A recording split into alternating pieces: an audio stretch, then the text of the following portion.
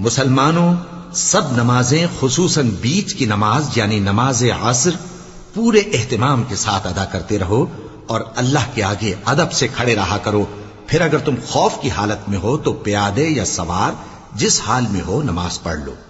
پھر جب امن و اطمینان ہو جائے تو جس طریق سے اللہ نے تم کو سکھایا ہے جو تم پہلے نہیں جانتے تھے اللہ کو یاد کرو.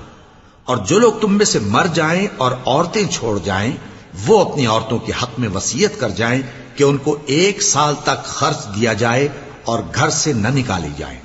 ہاں اگر وہ خود گھر سے چلی جائیں اور اپنے حق میں پسندیدہ کام یعنی نکاح کر لیں تو تم پر کچھ گناہ نہیں.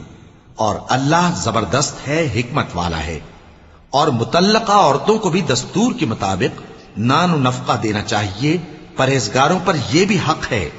اسی طرح اللہ اپنے احکام تمہارے لیے بیان فرماتا ہے تاکہ